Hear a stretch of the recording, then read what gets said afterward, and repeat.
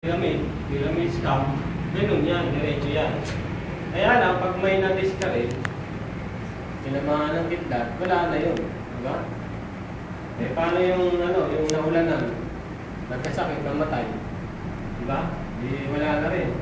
Ito namang isa, ako na in love. Sa sobrang in love, nagpakamatay. Kaya, di wala na rin. Di-discourage yung ganyan. Ngayon, pag tinanong mo sila, asan yung DTI nyo? Nasa ng SEC? Tupalo? Kailan pa?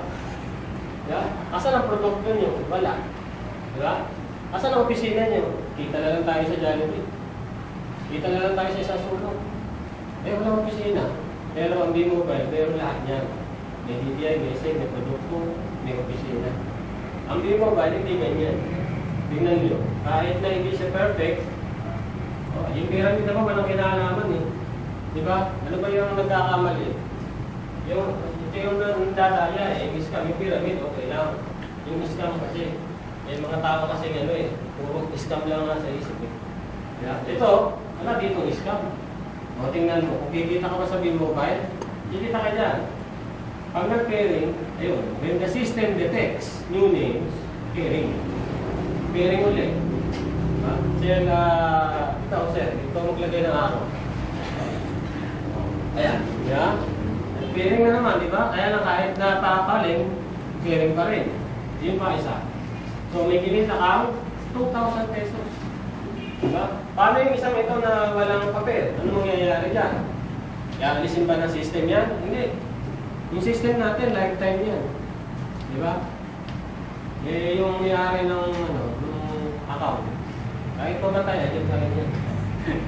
Mananatili yan. Waiting to return, no expiration, no deadline, no blast out. So maghihintay yan sa pamamagitan ng spillover system. Yun, ilalagay mo doon sa mag-prepare. So, may additional ka na naman na ginitang 500 pesos incentive plus meron kang pairing ulit, 500 bonus. Ngayon, nasa kabila mo, ano nangyari? Binigyan mo siya ng kita. Magkano? Kumita siya ng 500 pesos. Natulungan mo pa siya. Bakit gano'n? Kasi no choice ka eh. A&B lang. Diba? Choosy ka pa niyan. A&B lang. Wala namang C&D. A&B. Pag napuno na yung A&B, natural, dito mo na lang ilalagay. So, makakatulong ka o hindi? Nakakatulong ka. Ako kasi, nung ako nagsisimula, nung una, A&B lang din sa akin. Pagkatapos, pag tingin ko, after 1 week, 2 weeks, meron ng ibang tao na nasa ilalim ko. Saan ang galing yung mga tao na yun? Ay nanggaling ko sa mga apply ko na naglagay ng tao sa akin. So, natulungan ako o hindi? Natulungan ako. Ngayon, nung ginawa nila yun, ginaya ko lang yung ginawa nila. Nagtulong din ako sa mga ilalim ko. Kaya marami na kami natulungan dito.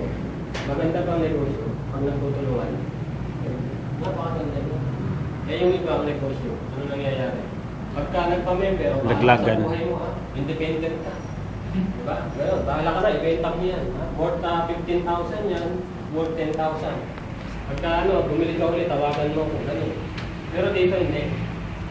Yung 3,980 is just one-time investment. Pero lifetime mo na, pakikinabangan. Di ba, lahat naman ng bagay nakagawa ng paraan. Di ba, yung pagkain, tubig. Di ba? Bukas ako. Eh dito, maghihintay ka na lang din dito, pairing lang yan eh. Hihintay ka na lang. Ay, ano ba mabigay?